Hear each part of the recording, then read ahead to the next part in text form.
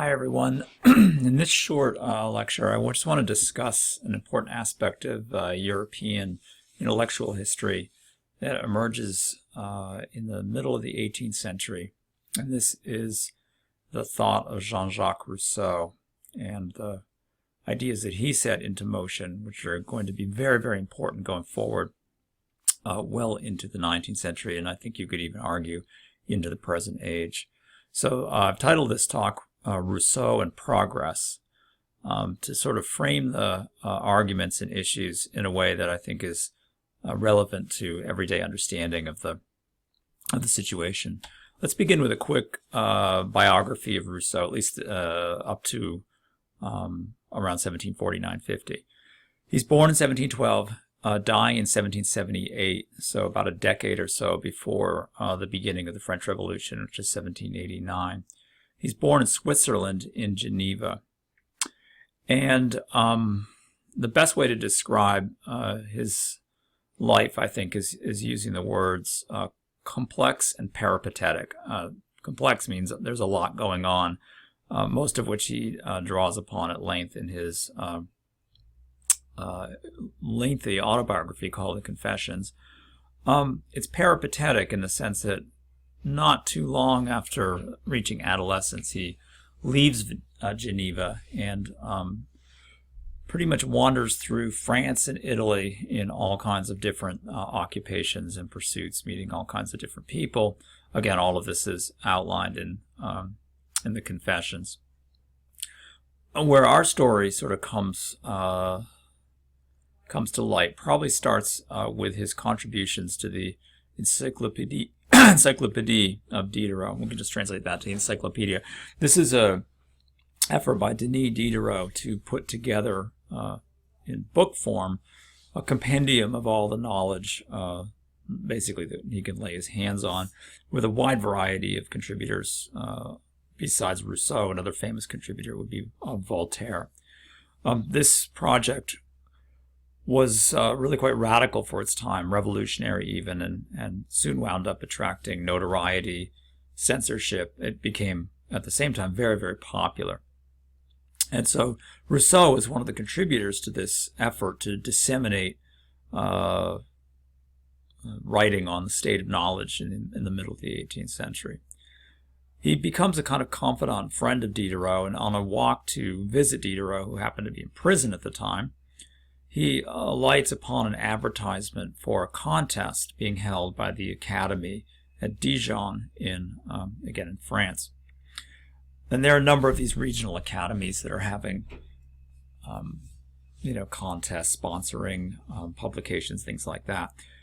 And Rousseau is struck by the topic, which from the French is as follows: has the restoration of the sciences and arts had a purifying effect upon morals? And the underlying sort of subtext of this has to do, of course, with the rapid rise in cultural activities, obviously the scientific revolution, following the 15th and 16th centuries. And has this had a purifying effect upon morals implies, I think, that there's the possibility that it hasn't. And indeed, Rousseau wins the contest by arguing that it has not had a purifying effect upon morals.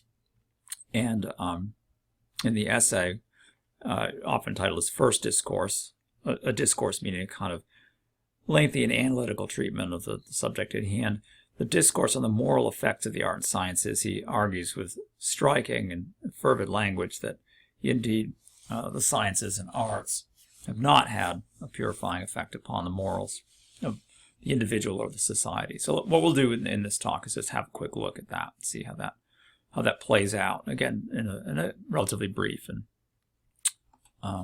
succinct fashion. First, I think it helps to understand what Rousseau's arguing against. I've hinted at this a little bit with regard to Diderot's project, the Encyclopedia. The agenda of the Enlightenment, and this is a term that's used to describe this effort to, in a sense, instill in the public and in intellectuals alike a new interest, appreciation for, enthusiasm for the utility, the use of reason.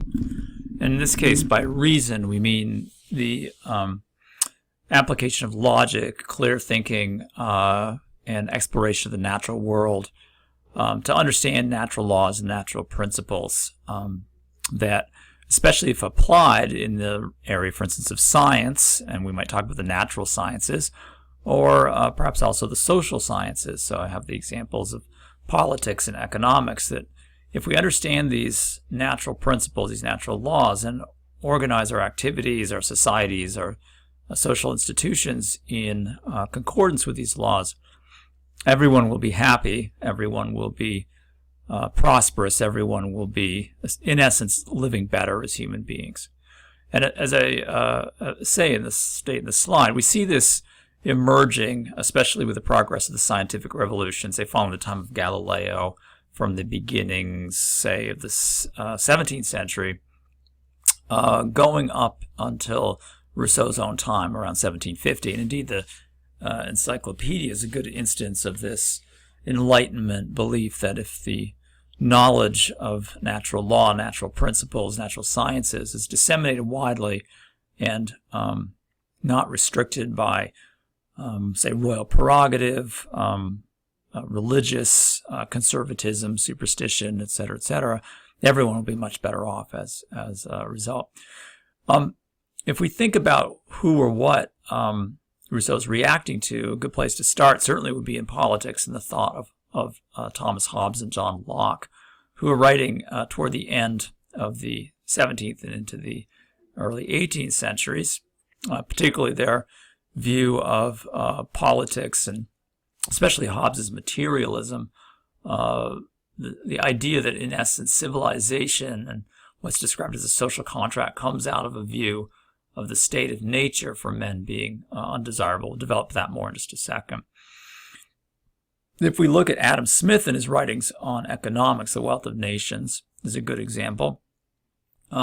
Here people are, in a sense, reduced to, I think maybe automatons is too strong a word, but certainly individual atomistic players in a game, each seeking, in essence, one might say gratification in a market that is ultimately impersonal, and I think even Adam Smith might suggest fundamentally dishonest at its root. Indeed, the proposal that Rousseau might have particularly disliked was the notion that selfishness on the part of individuals results in the greater good for all. In the area of the natural sciences, certainly the mechanistic universe as devised by Newton seems to edge human, human concerns, human feelings, human sentiments further and further to the periphery, and in I think a very real sense, and Rousseau's by no means the only critique of a critic, I should say, and his critique is not the only one of Newton. Critics of Newton certainly found this, again, atomistic, mechanistic, unfeeling, in a sense, purely rational conception of the universe, barren, alienating, and even frightening.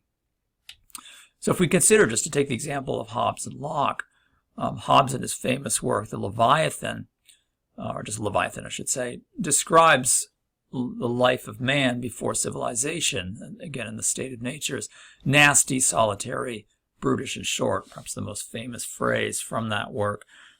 A state of nature that is so precarious, so dangerous, that individuals find themselves banding together to, in essence, nominate a ruler, a Leviathan, to keep a very firm grip on things. Locke is more optimistic with regard to how humans are going to work this out, but in essence, he takes much the same view that we need to, in essence, defend ourselves against the state of nature. But Rousseau takes the opposite tack and is going to argue instead that natural man is virtuous, certainly more virtuous than civilized man, that he's honest, at least, he's healthy, and that civilized man, of course, is none of these. And let's take a look at a few quotes to show what I mean. So if we look, for instance, at some excerpts from this First Discourse, we can see, for instance, what happiness would it be for those who live among us if our external appearance were always a true mirror of our hearts, right? If decorum were but virtue. That is to say, are we honest about our feelings, honest about the things that we say? If real philosophy were inseparable from the title of philosopher. another example here. Richness of apparel proclaims the man of fortune, elegance the man of taste, but true health and manliness are known by different signs. So there's this sense, again, of a kind of rugged and natural austerity, strength and vigor of body, as opposed to refinement, civilization, and cultivation. It's another good example here. Before art had molded our behavior, taught our passions to speak an artificial language, our morals were rude but natural. Okay, and the different ways in which we behaved proclaim the difference of our dispositions. Okay, so we have this sense of security through honesty and not a kind of deceptive and very dangerous hiding of one's true feelings. In our own day, now that a more subtle study, a more refined taste have reduced the art of pleasing to a system, there's again this servile and deceptive conformity. Okay, so in essence, we are never, as this excerpt closes out, following the promptings of our own nature.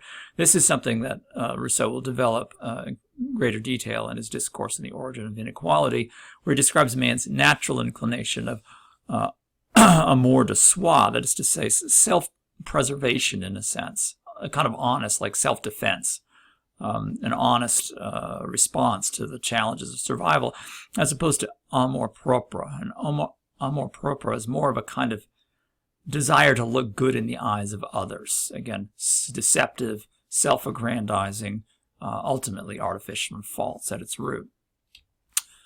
So if we think about this going forward, we see that Rousseau wants to insert this in a kind of historical scheme. So as the conveniences of life increase and the arts are brought to perfection, what happens to cultures who develop this? Well, in Greece, for instance, Athens ultimately falls to the power, the force of Macedon, in the case of Philip and Alexander. Despite their sophistication culturally, they lose it in terms of military and political virtue. Rome, again, would be one of the most famous instances of this, as Rousseau describes it, the theater of vice, an object of derision even to barbarians, who in Rousseau's eyes would be those more honest and natural individuals. If we think about Rousseau's own time, he says, for instance, our gardens are adorned with statues, our galleries with pictures. What would you imagine these masterpieces of art, right, represent? Is it, again, illustration of virtue or, correct conduct? Far from it.